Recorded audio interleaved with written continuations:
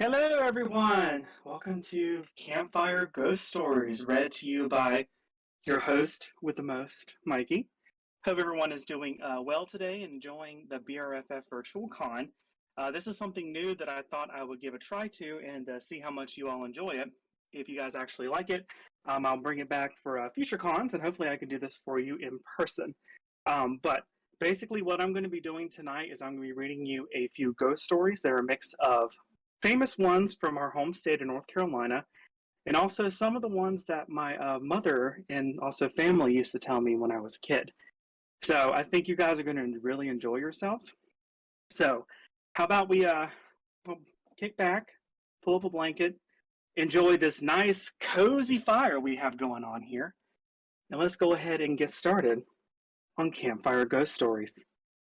So, just to give you guys a heads up, some of the ones that I will be reading from are going to be from the NorthCarolinaGhost.com website. They are basically a society that has gathered up a lot of ghost stories from North Carolina. They love these stories to be told, so I'm going to be mixing them up a little bit with those and also some of the ones from that I've experienced or been told myself. So, hope you all enjoy. So let's go ahead and get started on our first story called The Mako Light. Now, some of you may be familiar with the Mako Light, some of you may not. So let's go ahead and get started, and here we go. For over a century, mysterious lights were seen bobbing up and down along the railroad tracks near Mako Station, a few miles west of Wilmington. When anyone approached the lights, they would suddenly disappear. The lights were observed many times over many years, and even it's even said that President Grover Cleveland saw the lights while on a whistle stop here in 1889. The source of these lights has never been determined, but according to legend, the light is the ghost of a railroad worker who died on the tracks one night in 1867. On that tragic night in 1867, a train was rolling along the tracks and the signalman, Joe Baldwin, was sleeping in the caboose. Joe's slumber was suddenly broken by a violent jerk. A veteran railroad worker, Joe Baldwin recognized the motion and immediately knew that the caboose had become detached from the rest of the train. Joe Baldwin's heart started racing. He knew that his one car was now stuck on the tracks, and that the main part of the train was rapidly moving away from him. He had no way of contacting it. Joe also knew that his wasn't the only train scheduled for those tracks that night. A passenger train was due along soon, and if the oncoming train struck the stalled caboose, there would be a horrible, horrible accident. Joe Baldwin had a choice to make. He knew that he had to signal the oncoming train to stop. He knew that the only way to do this and to be sure the engineer in the approaching train would see the signal was to stand on the platform at the back of the caboose. Joe Baldwin knew that if the oncoming train hit the stalled caboose at full speed, everyone on board the passenger train could die. He also knew that it takes a long time to stop a speeding train. Even if the engineer saw the light and stopped, there wouldn't be time enough to slow down and prevent a complete and utter disaster. The chances were good that the caboose was still about to be hit, and if he was on that caboose when that happened, Baldwin knew he didn't stand much of a chance of walking away from that crash alive. He could either save his own life or try desperately to save the lives of his passengers. Baldwin made the heroic choice. Grabbing his lantern, Joe Baldwin stood on the back of the caboose as the sound of an oncoming passenger train rumbled ever so closer. Joe frantically waved his warning light, trying to catch the attention of the engineer. Joe's plan worked.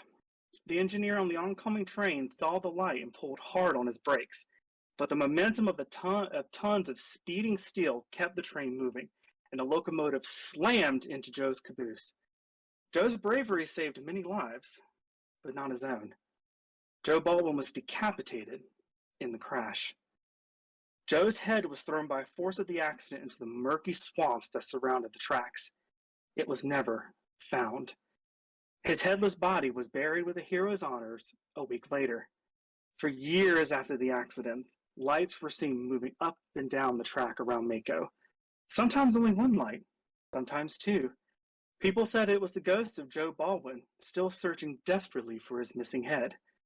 The Mako light was seen for over 100 years, but has not been seen since 1977. This was the year that the railroad tracks at Mako Station were pulled up.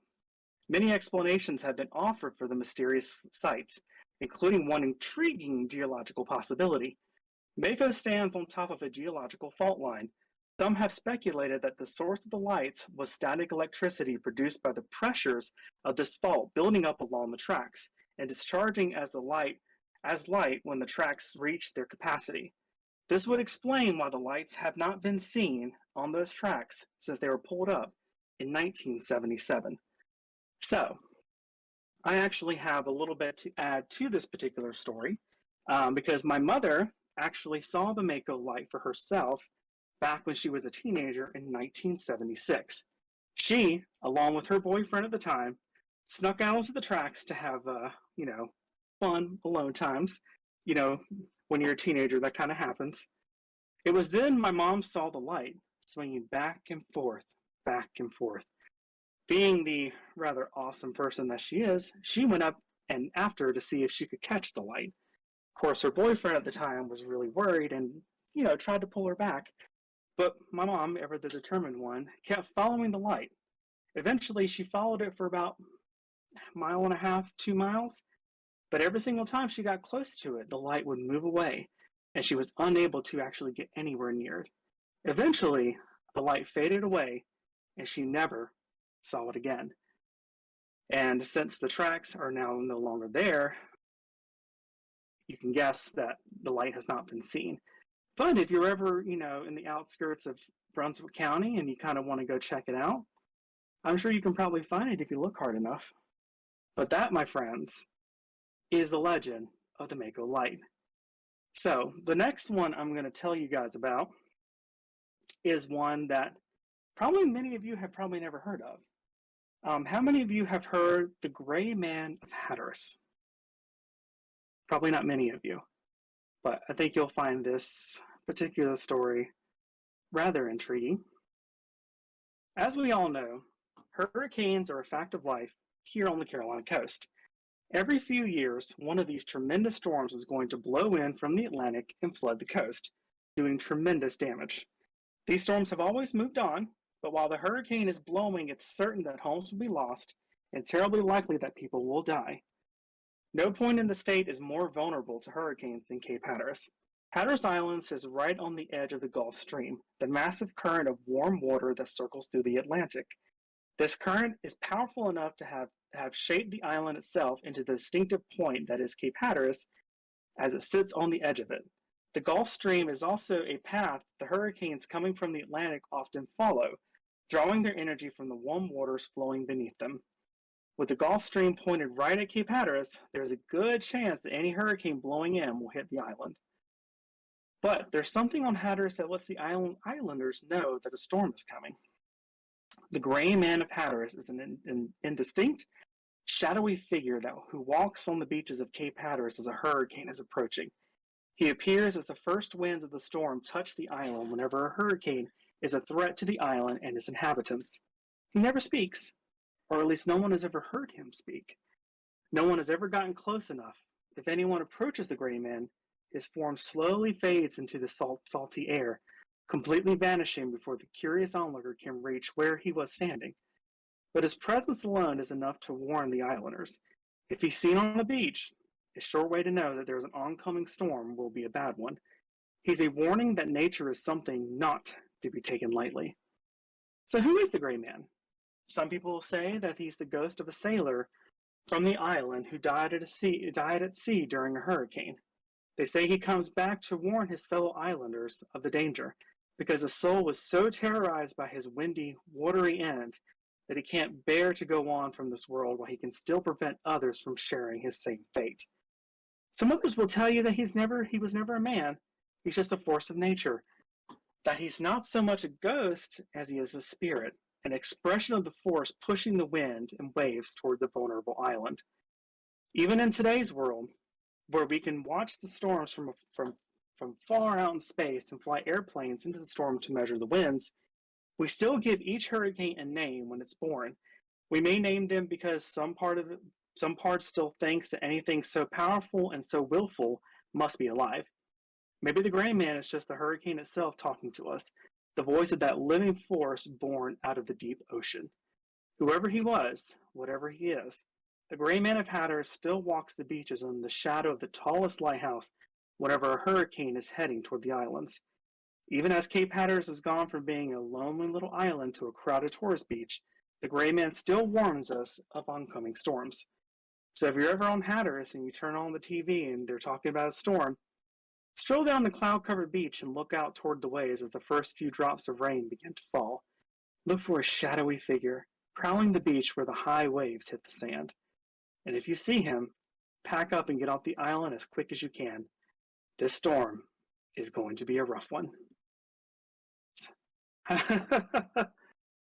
Welcome, everyone. Welcome. So far, I've already done 2 stories. So those were pretty much some of the ones that were the most captivating from the coast. We have stories from all over North Carolina. We have stories from the Piedmont. We have stories from the mountains. So pretty much some of these I'm going to be trying to reading from each section. But I actually want to go on to a story that my mother used to tell me when I was a kid. Basically, the time that she encountered something not of this world, something beastly, something dark. So let me go ahead and tell you about the beast of Scotts Hill Loop Road. I have another story told to me by my mother when she encountered something non-human one night while she was broken down. It was early 1981, as my brother was only a couple months old at the time. Mom was driving an old station wagon at the time, and that wasn't the most reliable. Unfortunately for her, she was driving down Scotts Hill Road when her car stuttered to a stop. Now, any of you who are not familiar with Scotts Hill Road, it is a road located in Pender County. It is a long stretch of road that hardly has any street lights on it. For the most part, it is completely pitch black at night. And if you break down, that means you'll be sitting in total darkness until either you can get some help or someone's kind enough to stop by. However, it being 1981, she unfortunately did not have access to a cell phone that we all have today. So when her station wagon broke down, she was forced to sit in the cold darkness as my younger brother, hoping that someone would be kind enough to stop and help her out. She doesn't really know how long she sat there in the cold darkness. She thought it was maybe 30 minutes to an hour. But when she turned her head to look out the window, she saw a pair of bright red eyes glaring at her. At first, she didn't know what she was looking at. You know, when you see a pair of red eyes, the first thing that goes through your head is, I'm not really seeing that. Am I? Well, unfortunately for her, she was looking at something alive, something dark. All she knew is that she had to make sure all the doors were locked and the windows were up. And that's when she noticed the creature slowly starting to circle the car, making its way toward the trunk. It grabbed onto the trunk and started to shake the car violently, causing my brother to cry out in response. The louder he cried, the more violent whatever it shook the car. Between trying to calm my brother down and hoping the car would restart, Mom's heart was racing. She also heard the low-pitched growl of whatever the hell it was, resonating in her ears. It was at this point that the car started back up, and before she even knew it, she slammed on the gas and took off and did not dare to look back.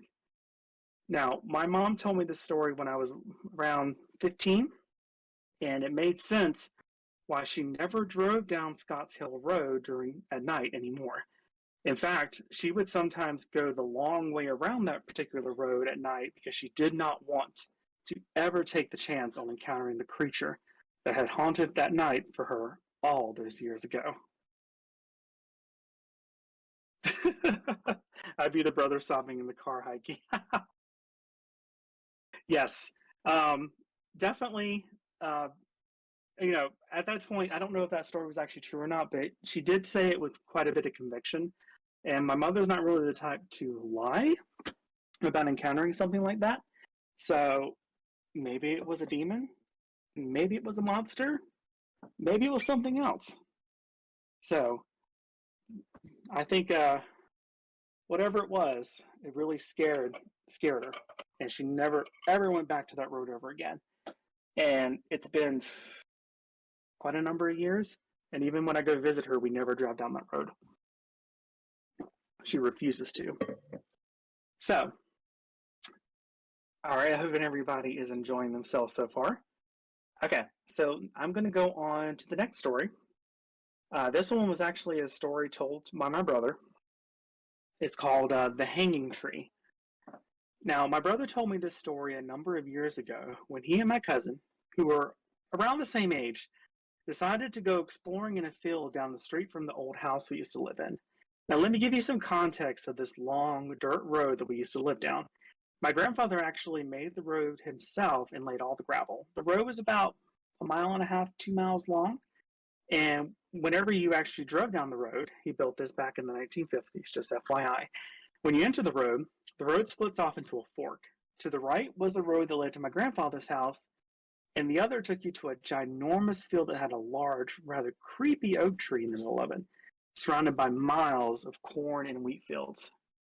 I really do not remember who owned the property, but we were always told never go there. Don't ever, ever go there. And so what made it extra creepy is that nothing grew around this particular tree. And I heard rumors that it was there were hangings there back in the 1800s, though I never really could find any evidence to actually verify this information. So one night in the summer of 1988, my brother and my cousin were bored, so they decided to sneak out of the house and go check out the old oak tree. What made it particularly scary was that there was a storm rolling in and the moon was hidden away by dark storm clouds. The only natural light that could be seen was the lightning is when the lightning would strike, lighting up the sky for only a couple of seconds. Nevertheless, they grabbed their bikes and some flashlights and took off down the road. It only took them about 10 to 15 minutes to reach the field. My brother said something was off. Really off. They caught a glimpse of the old tree in the distance, and when the sky would light up from the lightning crisscrossing it, he could have sworn he saw a human-like shape swinging back and forth, back and forth. Once they were close enough to shine their flashlights onto the tree, they both saw a man hanging there, his body covered in thick, dark splotches. They both stood there shocked for what seemed like hours, and then the man slowly turned his head toward them, shot open his eyes, and screamed. Of course, when you have someone like that screaming at you, you're going to scream yourself. And they both got back on their bikes and hauled butt back to the house. They made it home, unscathed, but they ran back into their rooms and locked themselves in my brother's room. They refused to come out until hours later. Whatever they saw spooked them, and when they told me the story years later, it still scared them. And I've actually looked at this old tree myself. It is kind of creepy. I haven't actually gone out there to try to look at it at night, so I'm not planning on doing that anytime soon. So we're not gonna, if I ever do that, if I ever get brave enough, I'll give you guys an update.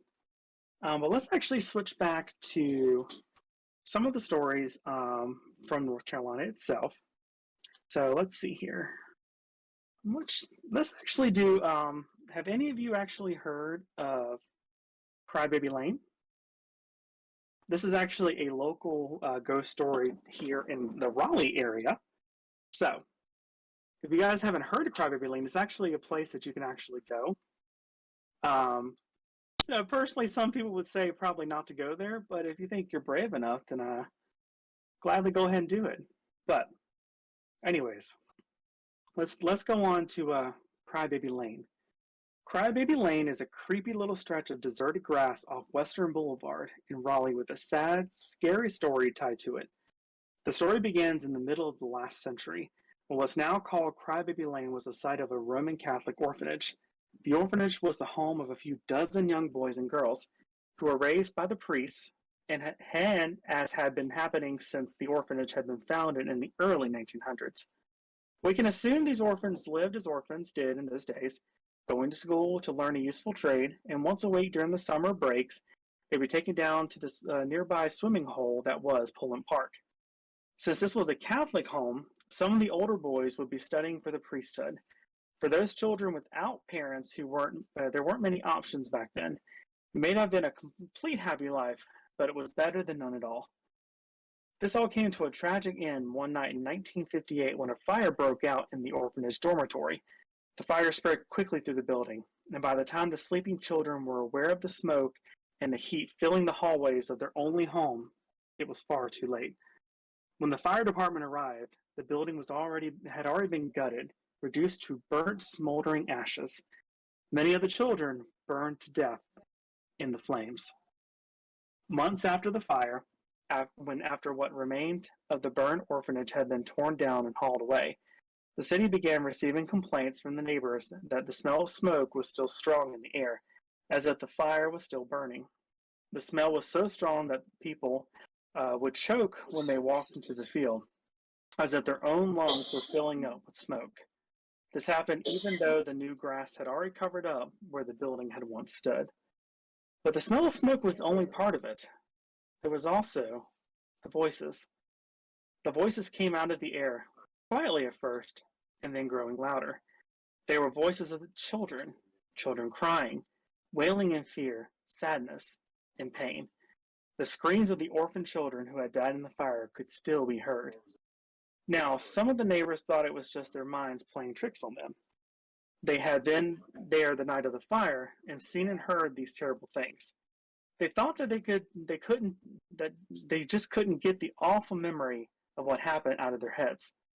But as time passed, and the people who had been there that night all died and moved away, but still, the smell of smoke lingered, and the cries of the children still could be heard. If you go to find this place yourself, you'll see that most of the houses around the field where the orphanage once stood has been abandoned.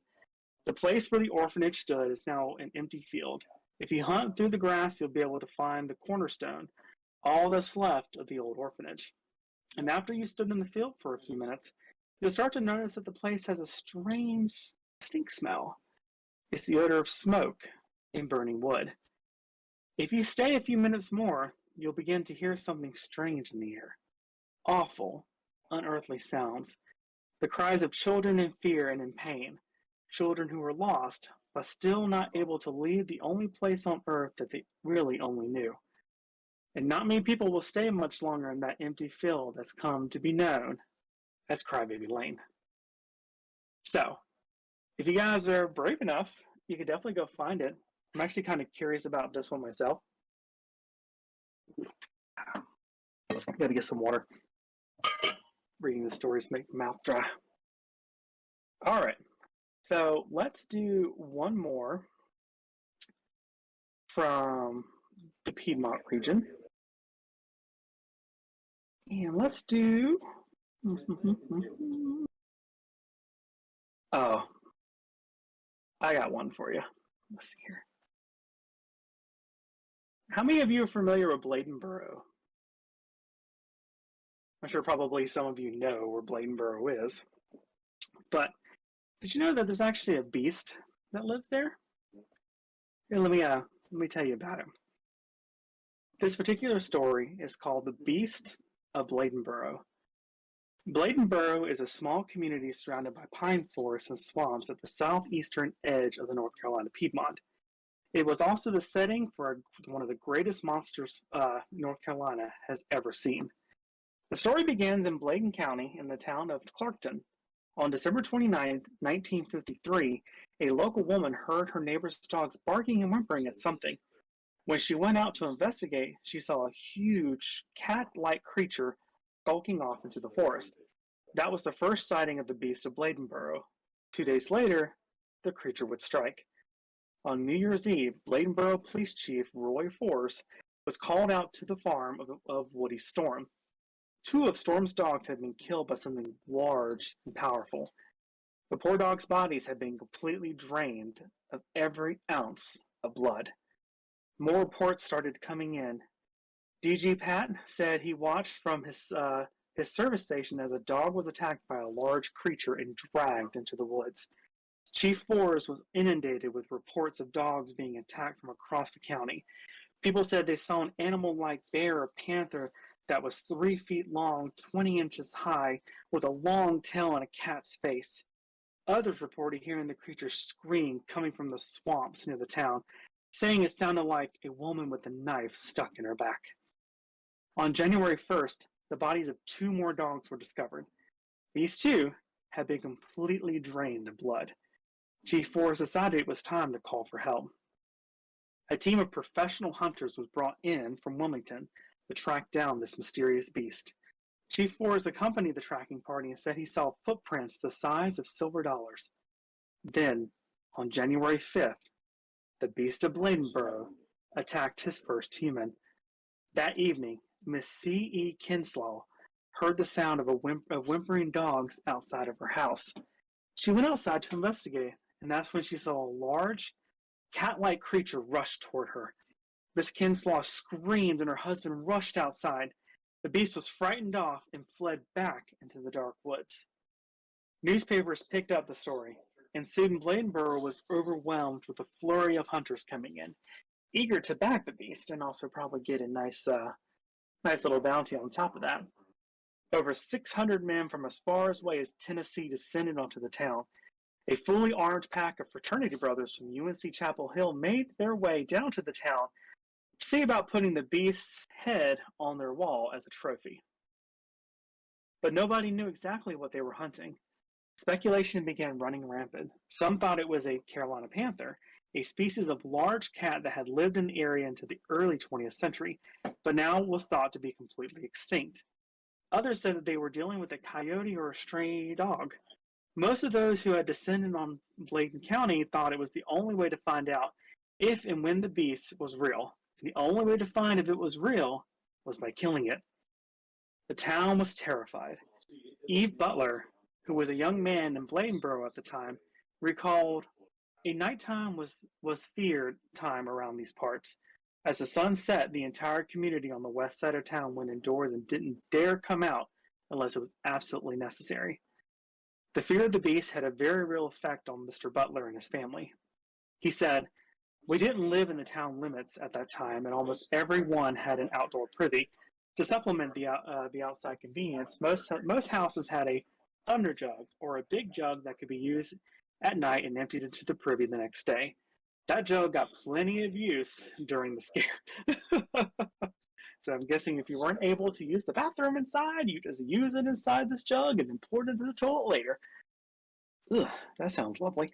Deciding that things are getting way too dangerous, Bladenboro Mayor Bob Fussell and Chief Ferris called an end to the hunt. On January 13th, my birthday by the way, taking an unusually large bobcat that had been trapped by a local farmer, the 2 men hung it up in a flagpole in the center of town. They posted a sign underneath stating, "This is the beast of Bladenboro. We have caught the beast. There is nothing else to fear." After a week or so, things settled back to normal. The hunters left town. The reports of killing stopped. Whatever the beast of Bladenboro was, it had vanished back into the night in the swamps from where it had first emerged. So, if you guys want to get brave, you can always go out to Bladenboro and try to find the beast of Bladenboro. Don't know how lucky you'll be, but hey, you never know. All right, so let's go on to our next story. And let's see here. Let's actually do some from the mountains. I'm going to do one of these, and then I want to do the white doe Virginia deer. Some of you are probably familiar with the white doe, but let's actually do. How many of you have actually gone hiking up at Grandfather Mountain? I've been in Grandfather Mountain plenty of times. I did not actually realize that there was actually a legend of a phantom hiker. So now I'm kind of curious that when I go back to Grandfather Mountain, I kind of want to keep an eye out for this guy. Anyways, let's do the phantom hiker of Grandfather Mountain. Oh, well, I'll give you some water. Reading all these stories is making me a little dry mouth. Alrighty. Let's go to Grandfather Mountain. Okay. Grandfather Mountain stands above Blowing Rock Highway near Linville, North Carolina. The mountain gets its name from the mountain's profile, which resembles the head of a bearded old man laying down in sleep. The unique and gorgeous natural environment around Grandfather has long.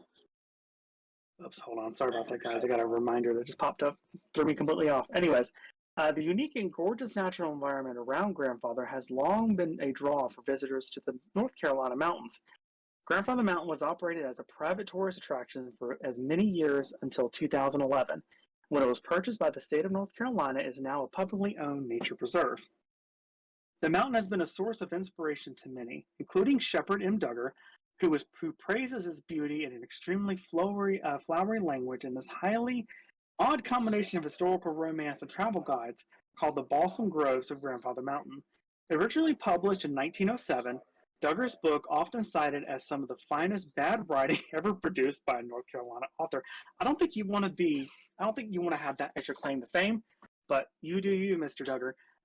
But as bad as his prose may be, Duggar is not alone in finding beauty in the woods and trails of Grandfather Mountain. Hiking is one of the prime attractions that brings people to the park. The park's 11 trails cover miles of terrain, and more difficult backcountry trails take hikers through unique ecosystems that are home to dozens of rare and endangered species. It's on one of these trails that something even more rare has been seen, the ghost of a lost hiker. The phantom hiker of Grandfather Mountain is said to be an older man, bearded, with a rough and grizzled appearance. He can be distinguished from a living hiker by the lack of neoprene and Gore-Tex in his wardrobe, speaking of which I have lots of neoprene and Gore-Tex. We're not going to go into that, though. Instead, he's said to wear old-fashioned workman's clothes that look like they're from somewhere in the middle of the 20th century. He wears a rough canvas army backpack and carries a long hiking stick.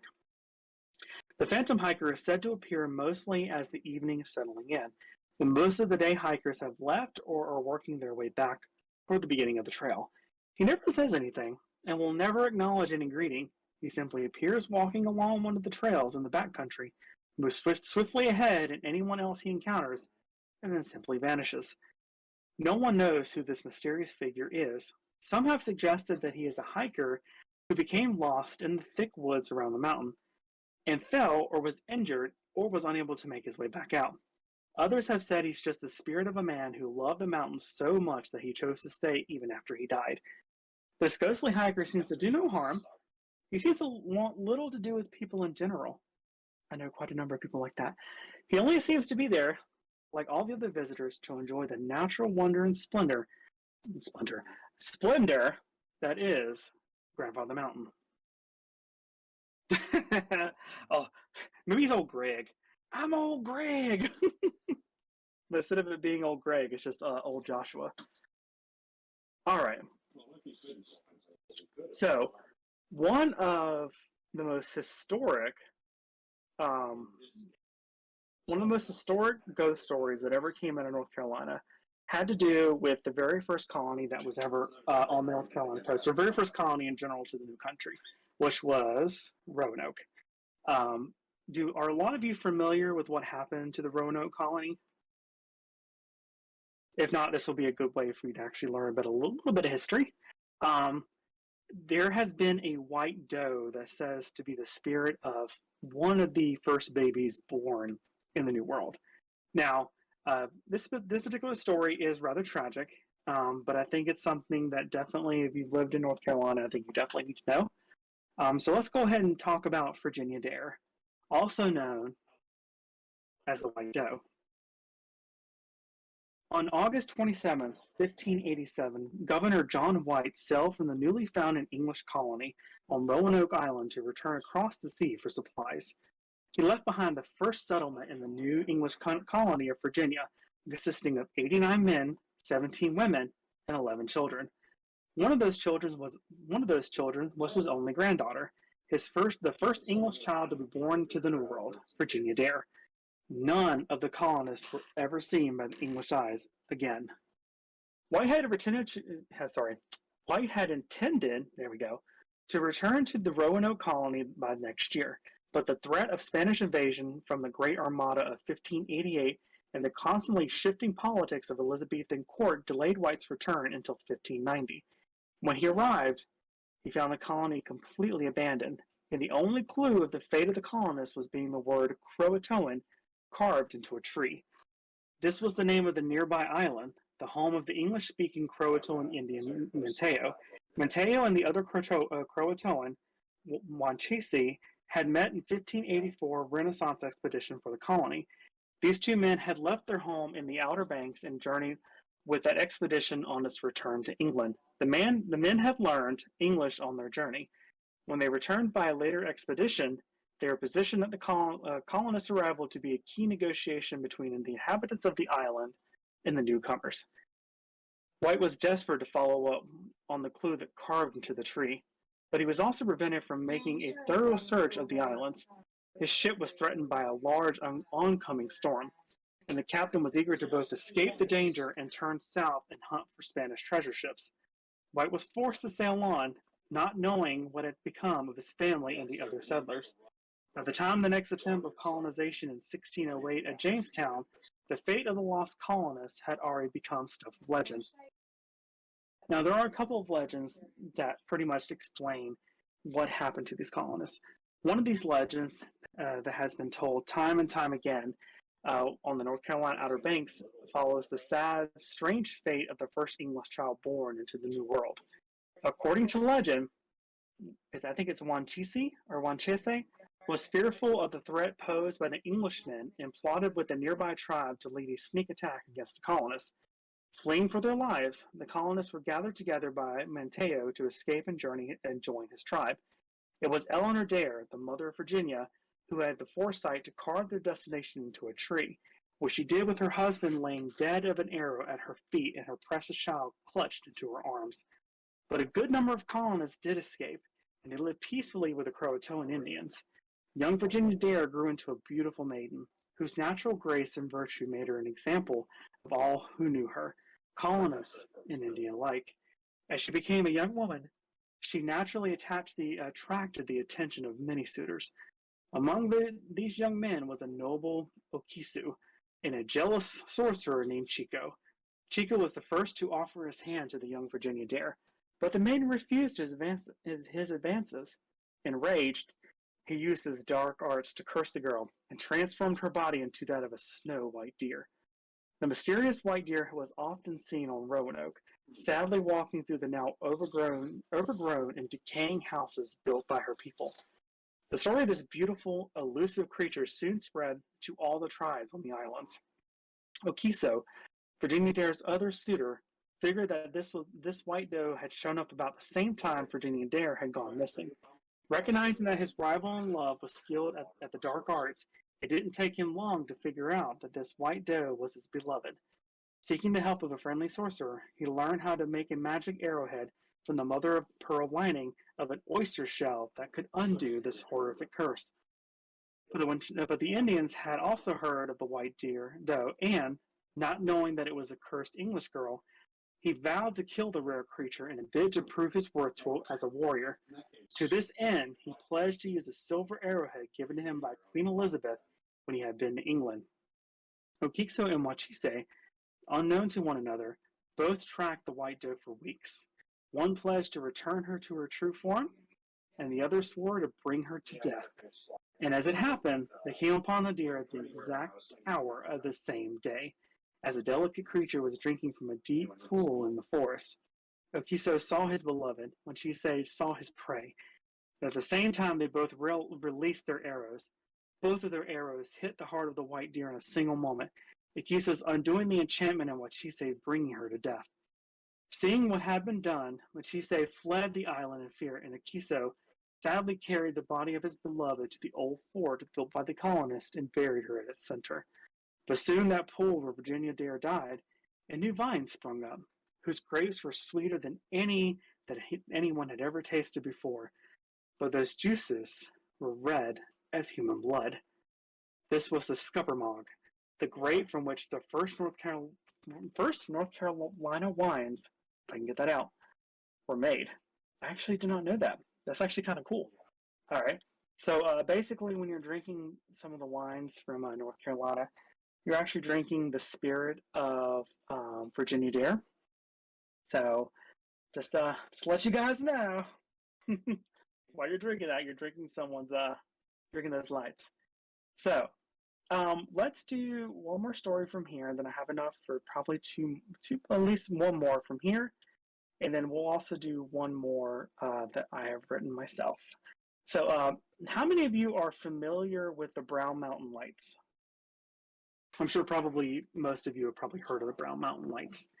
But if you haven't, here is one of North Carolina's most famous ghost stories, per se, called, of course, the Brown Mountain Lights. Now, the Brown Mountain is a low ridge in Burke County that, during the day, crisp evenings in the autumn, is a host to a genuine and baffling mystery.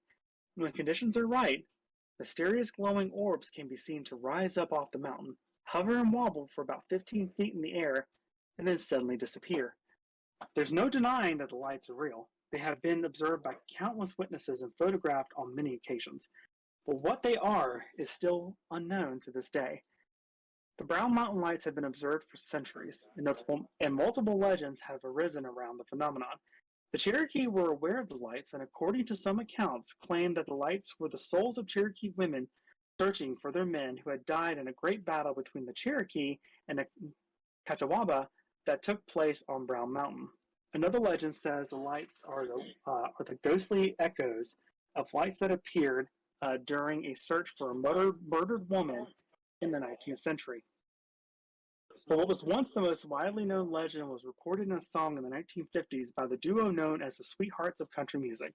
Scott Wiseman and Myrtle Eleanor Cooper were both born North Carolina natives, who sang and recorded as Lulu Bell and Scotty from the 1920s into the 1950s. A married couple, the two performed together from 1935 until 1958 as regulars on the Chicago radio station's WLS-AM's National Barn Dancing program. At the time, they were one of the biggest acts in country music. The song Brown Mountain Light, which I've actually never heard, now I'm going to look it up, penned by Wiseman, tells a version of the story where a man, accompanied by a slave, becomes lost while hunting on the mountain. The man is never found. The slave returns to the mountain every night with a lantern to hunt for him, carrying on this search even from beyond the grave. Wiseman, who was from nearby Boone, said this version of the story is one he heard from his uncle, who took him hunting and camping near Brown Mountain. The song rose to the top of the country charts and subsequently became the best-known version of the legend of the generation. The legend of Brown Mountain, recorded in Lulu Bell and Scotty's song, is somewhat dated, particularly in the regard to its unforgivable romanticizing of slavery. Instead, it's easy to imagine a retelling of this story where the lights are from people looking for a slave who, when realizing he was alone on the mountain, seized his chance and hightailed it for Ohio for freedom. As the lights themselves, many different possible scientific explanations have been offered, from swamp gas to the reflections of automobile headlights from the valley below. But every explanation offered up so far seems to be too easily disproved. The lights have been observed since before automobiles even existed, so headlights are an unsatisfactory explanation, and the lights were even observed during the 1916 flood that shut down all automobile and railroad traffic from the valley below. The swamp gas theory seems to be slightly hobbled by the complete absence of a swamp on Brown Mountain. Some have theorized that the light may be a naturally occurring electrical discharge caused by the slow movement of the geological fault line underneath the mountain. Whatever their cause, people still flock to see the Brown Mountain Lights. By spotting them is never a guarantee. Reportedly, your best chance to see these lights is to come on a dry, clear night in October or November, after all the leaves have fallen off the trees. There, if you look out in the distance, hopefully, you can see the Brown Mountain Lights. All right, we actually have enough time for one more story. This is actually a personal story of my own, when I encountered a full-body apparition when I was around 7 or 8. So let's go ahead and get started on this, shall we? All right. So I had my own scary encounter with an apparition when I was about 7 or 8. We were still living in the old house my grandfather had built. On the land itself, there was my uncle's place to the left of us, our house, in a field, and across that field was a large pond my uncle had dredged and filled up himself. On this particular night, the moon was out and the wind was blowing oh so softly. I remember that I couldn't sleep, It was around 2 a.m. I decided a moonlight walk would be a good way for me to help me fall asleep. So I put on my shoes, snuck out the house, and made my way to the pond. I was admiring the way the moon reflected off the glossy, rippling waters of the pond when I looked across to the other side. There, I saw what looked like a woman with long brown hair. I thought it was my cousin Shauna because she had the same build and the same hair type as this particular person. I called out her name. Hey, Shauna. Shauna, is that you? Nothing. The woman then started walking down and off the side of the hill the pond was on. I made my way over to the other side, still calling out, Shauna, hello, can you not hear me? When I reached where I had seen her, the figure had stopped. I called out once again, hey, Shauna, this isn't funny. I mean, if that's you, can you please turn around and actually look at me? Well, when I made my way down to the side of the pond, the figure turned around. And that's when I noticed that she had large, deep black holes where her eyes should have been. Her skin was barely hanging on, and she cried out with her hand outstretched towards me, an ungodly cry that I still remember to this day. I screamed, rolled back up the hill, and ran all the way home without ever looking back. I got back to my bedroom, locked the door, and sat in the darkness for a long time. Every sound I heard, every little noise I thought I could make out, I thought was her coming to hunt me down. I don't think I slept even a little bit that night, and the next day I woke up exhausted. I never did find out who she was. I actually did a little bit of research, but I never could find out if anyone, by matching her description, actually was buried there. However, there were numerous graveyards and gravestones and cemeteries there dating back to the mid 1800s. So would not be surprised if someone was buried there and we just didn't know. I never saw her again, but now my curiosity is so spiked. So maybe one day I'll actually encounter her again, but we'll actually see. But as far as ghost stories are concerned, that was it for tonight. I really, really hope that you guys enjoyed the ghost stories. I definitely would love to actually bring and have these back again. So if you guys are interested, maybe I can actually bring these back to whenever we're actually meeting in person for BRFF next year. Fingers crossed. But I have been your host, Mikey. Hope you guys enjoyed ghost stories. And we're going to go ahead and switch it over. The dances will be starting here around 10 o'clock. We got some excellent DJs lined up. So be sure to actually stay tuned for that. Those are going to be going until I think 1 or 2 a.m. I think it's 2 a.m. So make sure you check those out. But thank you guys so much for joining me for Ghost Stories. And well, I should say thank you so much for joining me for Campfire Ghost Stories. I'm Mikey, and I am sounding out. You guys have a great night. Thank you.